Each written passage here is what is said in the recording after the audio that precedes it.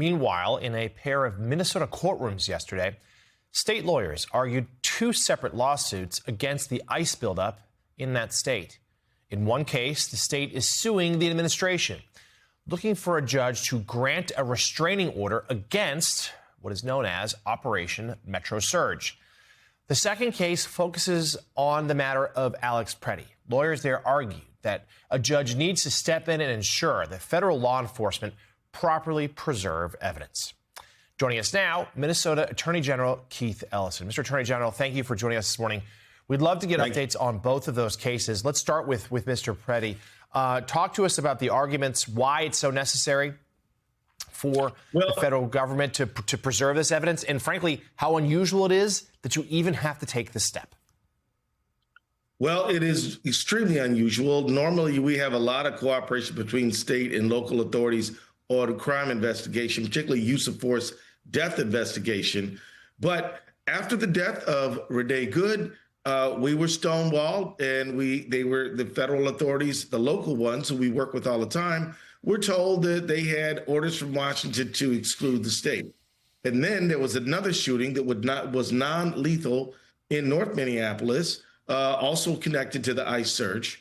And then another exclusion, denial of the scene access. So on this third one, we came to the conclusion that absolutely we could not just wait around. We could not hope for the best. We went to court last Saturday night, got a temporary injunction, got a temporary restraining order, and then we had a hearing just yesterday at 2 o'clock.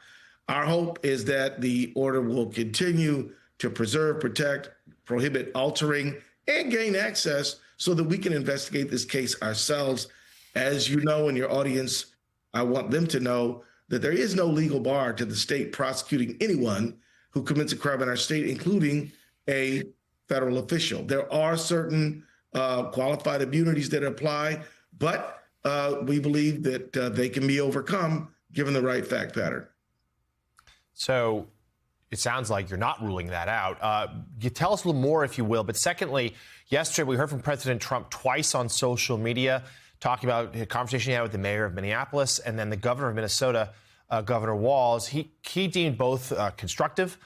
He said there was more cooperation. Have those words turned anything, as best you can tell, into reality on the ground? Has there been any increased federal cooperation with local and state officials? Not that I've seen so far, but I mean, you should understand, Minnesota is abiding by the law as written. We under the 10th Amendment, the federal government doesn't have the authority to convert us into its deputies. We have the right as a state, as a co-sovereign, to do our own business with our own tax money. And what the federal government has done is said, well, if you don't do it our way, we're going to saturate your state with 4,000 ICE agents until you cry uncle and obey us. And that's unconstitutional and illegal. The conversation that you mentioned, I'm glad they're having the conversation. It's a good thing, but we need to see some results. And at this point, we're in a situation where they got to show, not just say. And so that's where we stand. Hopefully they will. Hopefully Trump will get rid of Operation Metro Surge right away. So on that, we also saw President Trump reshuffle, I guess, some of the personnel that's going to be there in Minnesota. Greg Bovino heading out, Tom Homan heading in. Do you take any comfort from that? There's some Border Patrol agents are leaving the state the next day or so, reportedly. Do you think this is the beginning of a walk back, or do you and frankly the citizens of Minnesota still believe and will therefore that state rights are being infringed and therefore you'll carry out these suits? We're going to carry out our suits because we need to get some law on the books, because even if they do stop the surge, they can resurge, right? And so we've got to make sure that we get some good law in place to govern their conduct.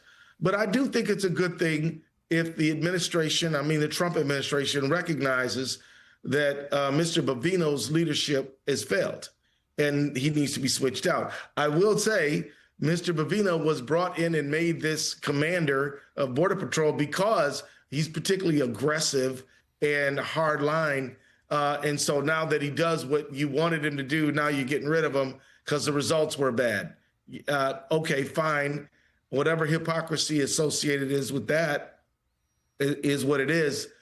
I hope Holman, who has a background in policing, will use that and maybe things will be better. But again, Mr. Holman's not known as a soft touch either, and, is known for his hardline tactics. So, I guess the future just has to unfold and we'll see what happens next. He's coming in after we've had 3 shootings and 2 killings in 2 weeks. So maybe he will be different. Okay. Attorney General for the state of Minnesota, Keith Ellison, thank you once again for being on the show this morning. Thank